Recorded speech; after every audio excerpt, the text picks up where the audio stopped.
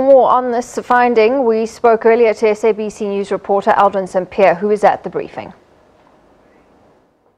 Reserve Bank Governor Tito Mboweni looking into the lifeboat that was issued to Bancorp, a company which was previously owned by Sanlam, a bank rather which was previously owned by Sanlam back in the 1980s during apartheid, and they received a lifeboat from the South African Reserve Bank at the time, and that lifeboat amounting to around about 3 billion rand. And today we received a report here from the public protector indicating that ABSA must pay back 1.1 billion rand, and she clarified saying that this is the amount of interest that ABSA has gained over the period of that lifeboat. She says that 1% was paid back. That's the 1% in terms of the agreement with the Reserve Bank at the time. That was the 1% paid back on the loan, the lifeboat that was given. However, though, ABSA benefited about 15% on that lifeboat, and the 1.1 billion is the amount that ABSA should be paying back. We haven't received any reaction as yet from ABSA, but you'd know, of course,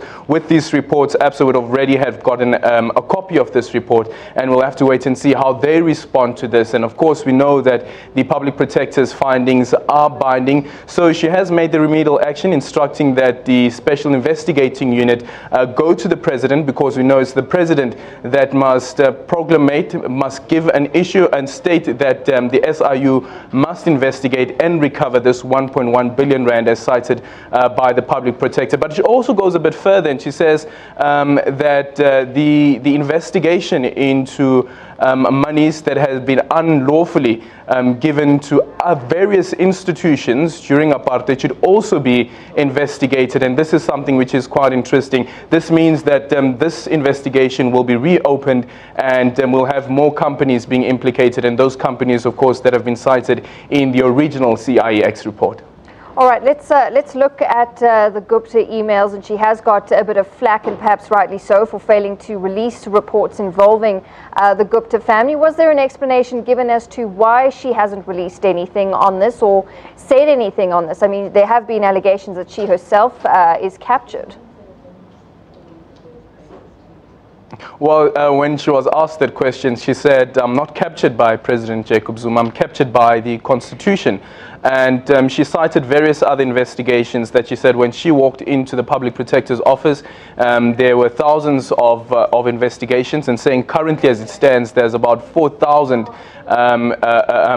complaints that have been lodged here at her office. Those investigations dating back to 2012, 2013, which haven't been finalized, and she said that that's unfair. So she almost gives this impression that the office of the public protector is overwhelmed by the number of investigations that they have to conduct. And we remember even from the predecessor, Thuli Madonsela, when she went to Parliament asking for more money to ensure that she carries out these investigations. It seems that this public protector is facing the same uphill as well.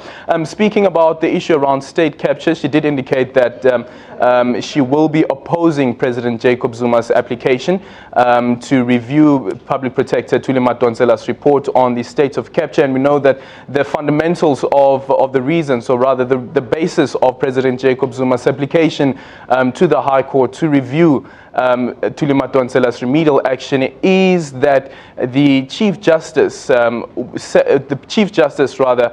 selects the judge that will look into the Judicial Commission of Inquiry that the President must set up. And of course, the President has said before that that is a power powers that he only enjoys as the President of the country. So he's the one that must appoint the judge that will be looking into the Judicial Commission of Inquiry into state capture. But just around that, you know, you look into the politics around this issue, around state capture. We've heard from the Deputy President, Cyril Ramaphosa, as well, calling for the state capture, Judicial Commission of Inquiry into state capture, as well as the ANC's NEC saying that this issue should be dealt with and the Commission of Inquiry should be set up. So we have to wait and see how this unfolds, but it certainly has been a matter that has been dragging on, considering that it started last year already. Aldrin Sampear earlier after the public protector's media briefing, but ABSA has since spoken out on the back of the release of that CIEX report.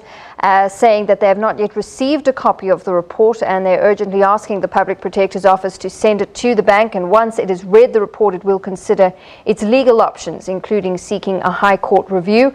ABSA says it met all its obligations in respect of the loan by October 1995 and believes that there is no obligation to pay anything to the government.